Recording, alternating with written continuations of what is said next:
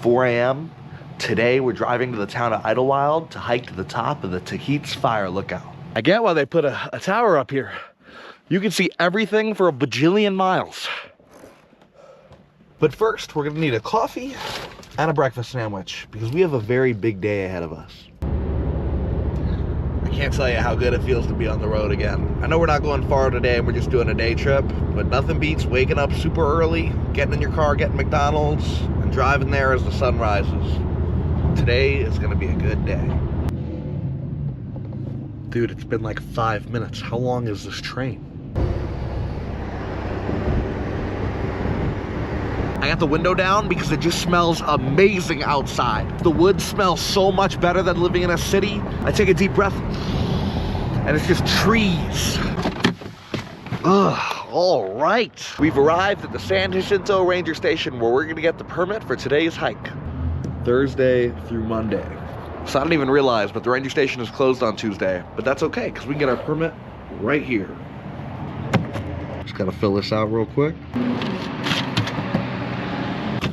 Well, I initially planned to go to the nature center and chat with a ranger for a while and learn more about this beautiful place, but that's also closed. So we're gonna go straight to Humber Park and get this hike started.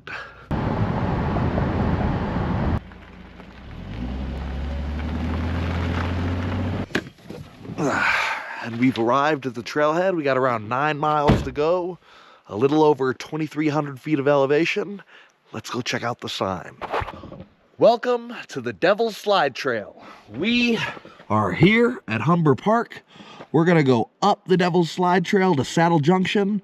From Saddle Junction, we'll follow the PCT, Pacific Crest Trail, down to Taquitz Peak, where we'll see the Fire Lookout Tower. This is gonna be a pretty epic hike. I'm very excited. I've been looking forward to this all week. Let's get it. We're entering the San Jacinto Wilderness. I've got Johnny Cash live at Paramount Theater in the headphones. It could not be a better day. Be prepared for hazardous conditions beyond this point. Permit required. If you would like to do this hike, make sure you go to the ranger station early and get a permit done. It can be really busy on weekends and hard to get the permit. Today, you just walk up and fill it out. Make sure to do that when you come here.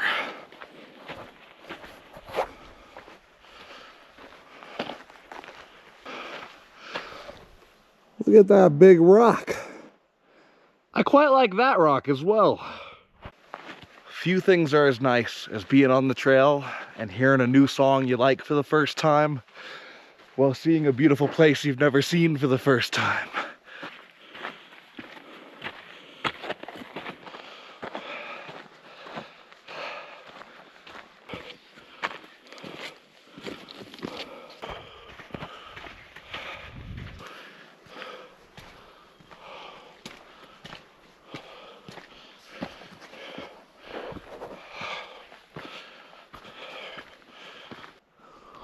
Whoa, that's pretty. This is the first time it's kind of like really opened up and I've been able to see everything. We're about 2 miles in. We've got around 2.5 miles to the fire tower. I'm feeling very good. I like this tree. I like how this tree has a second tree growing out the side of the tree. Nature is crazy.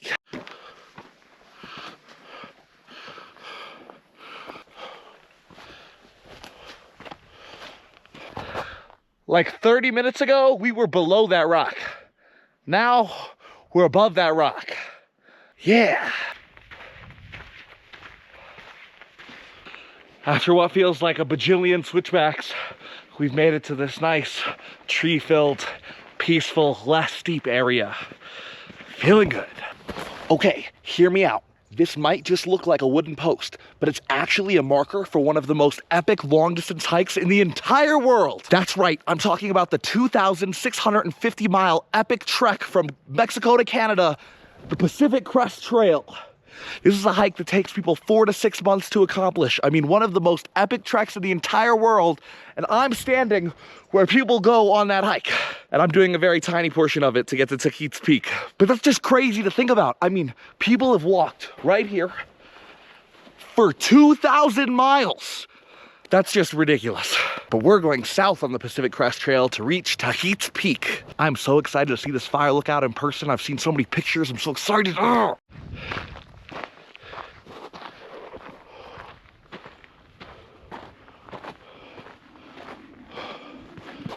Oh, another big wide open view. We're getting close. Final stretch. The tower is somewhere over there.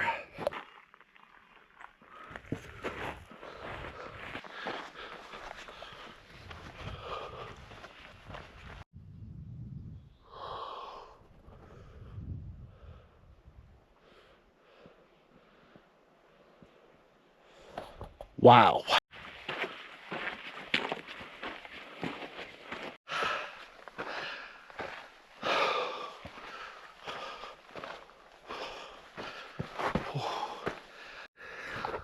We've been doing many switchbacks from somewhere over there, all the way. My legs are on fire. I think we're like right here though. I feel like I'm gonna come around this and it's gonna be like, blah, and there's gonna be a fire tower. I can't even talk. Okay, let's get it. Whoa. Blah. Fire tower's gotta be up there. I just saw a peek of it. It's right up there. Here we go, final stretch. Like for real this time. Oh my gosh, this is so cool. I think we're the only people here. Historic fire lookout. This fire lookout, built in 1937, is undergoing continuous restoration. As a historic site, this lookout is protected. Leave no trace, you know, preserve this historic example of fire detection, etc., etc. Let's go check it out.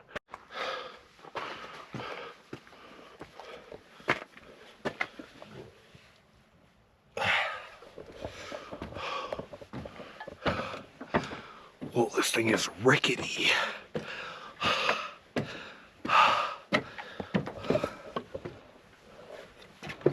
Oh man, it's all closed up. I was hoping we'd be able to see inside so I could tell you some of the stuff about the inside of the tower, but I'll still explain a little bit. We just won't be able to see the inside. I get why they put a tower up here. You can see everything for a bajillion miles.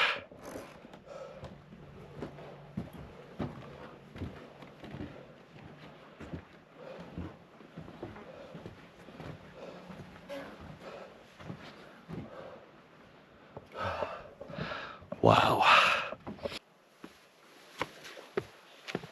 Ugh.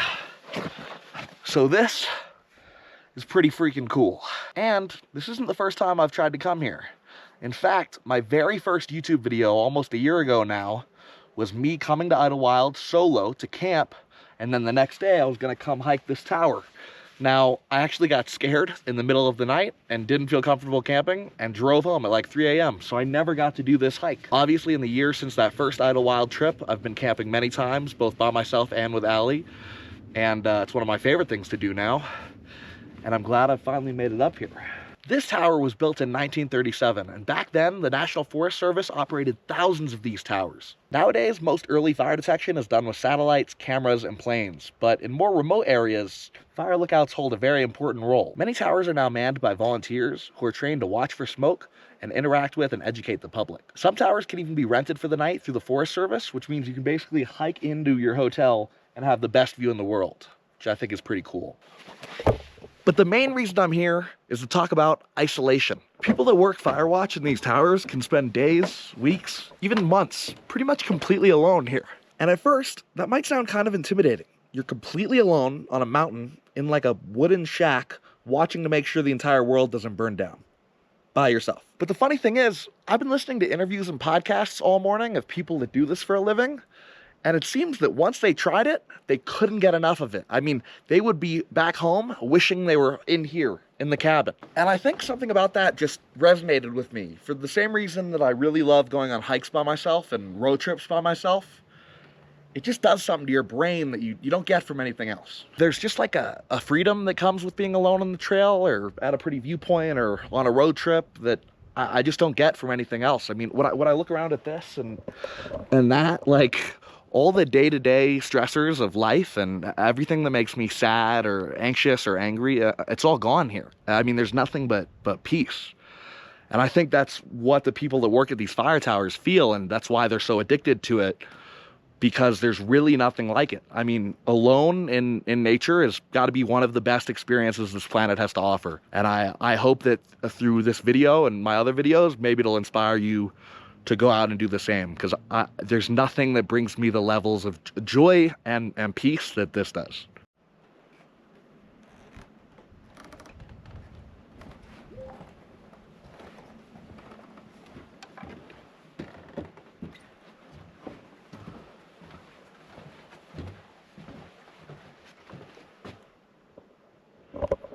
Yeah, this place is dope. Also, there was this huge fire that happened here like a couple years ago. I want to say, let me check my notes actually. Okay, so it's 2018, the Cranston fire. You can see it right here. It came all the way up along this ridge and stopped right here. This tower might have burnt down. This thing wouldn't even have been here. Came all the way down from up there. Stopped right here. Crazy. Well, we've had our fun here. I think it's time to head down. I'm starving. Let's go get something to eat.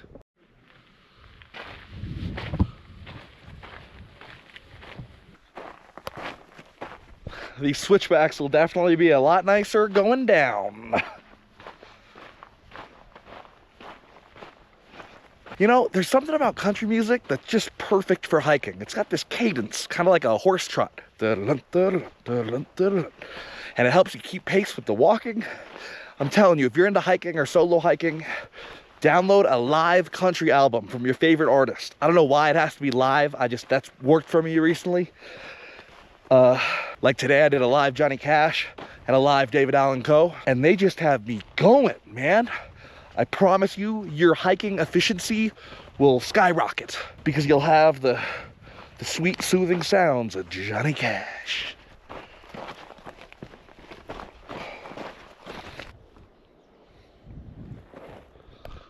Bye, Pacific Crest Trail.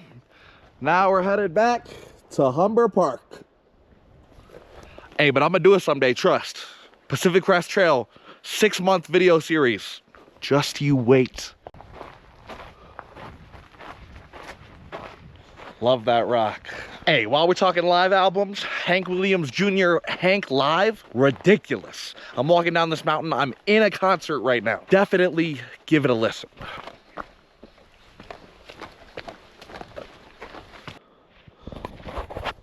Quite like that rock as well. Another great one in the San Jacinto Wilderness. I'll be back soon. My legs are on fire. However, I didn't need to take a single rest on the way up. And I've been going on a lot of hikes recently. I think I might finally be starting to get in shape. Not like a buff shape, like a in-between shape, but a shape nonetheless. Anyway, let's figure out what we're eating. I could really go for an iced coffee and a breakfast burrito. Ugh. All right, well, after some research, I've decided to go to the Red Kettle. Let's go get some food.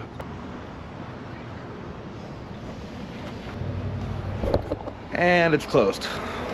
On to the next spot. Okay, I'm not sure what I'm gonna eat yet, but I spotted a sign in the distance that says coffee, and I could desperately go for an iced coffee, so that is our new destination.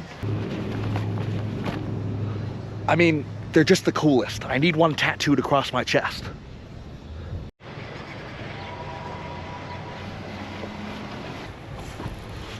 Well, we've acquired coffee, but it appears after a quick Google search that all the breakfast restaurants in this area are closed by like noon or 2 p.m. So what I think I'm gonna do is just walk around and show you guys a bunch of places, and maybe we'll find somewhere to eat that way.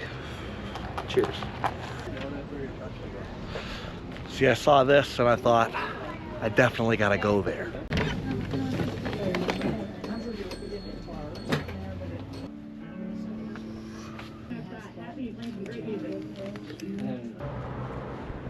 Well, that's pretty cool. This has got to be the smallest movie theater I've ever seen. By the way, Fantastic Four, fire movie. I saw it at 1 a.m. the other night. Food acquired. I only got a burger, because I didn't film this earlier, but I had a massive cinnamon roll at a restaurant next door, the Red Kettle, earlier. It was disgusting. It was this big, just drizzled in. I mean, she didn't suffer as much, but she still suffered. Right. This is what I'm talking about. Yeah, she was. Oh, that is You know what it kind of reminds me of? It's giving like Five Guys mixed with The Habit. Very good. Me too. Worse, but okay. All right, let's get out of here. You know, food really tastes so much better if you hike like almost 9 miles before eating anything. That burger was delicious. Now, I would have gone into more shops and shown you around town a little bit more, but I did that in my very first video here. And what I kind of realized, and this applies to really every touristy town, all the shops are the same, you know? They're all selling the same knickknacks, and there's not really anything special about any of them. I will say the beef jerky shop they have here is amazing, but all the other little antique knickknacks, souvenir shop, they're all kind of whatever. So I think we're just gonna head home. You know, it's been a short day, but it's been a great day. And I'm really looking forward to taking a shower and resting on my couch in air conditioning and playing video games. So I will check in with you when we get back to the crib.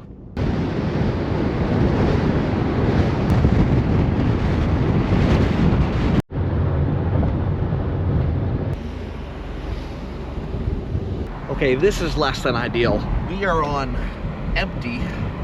We still got like 3 miles to go to get home. We'll probably most likely definitely make it, but what if we didn't? Hey, we made it to a gas station.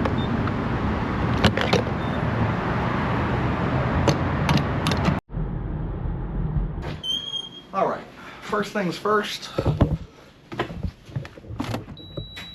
Now I'm gonna hop in the shower, and in like 10-15 minutes when I hop out of the shower, this room is gonna be cold and cozy, and then I'll get into the recap and I'll tell you a bit about my day.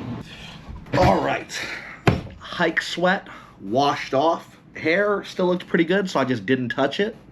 Today was a really good day. It was really cool revisiting Idyllwild. It's kind of where all this started. You know, I had an idea for a video. I was so fed up with whatever I was dealing with in life at that point. I said, you know what, I gotta get out of here.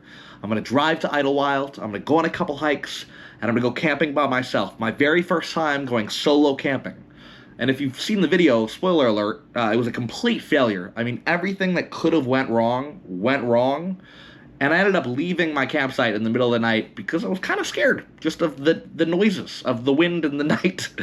Looking back, though, that trip was the beginning of something kind of awesome. You know, all it took was one failure to realize there's nothing stopping me from going on hikes by myself or road trips by myself.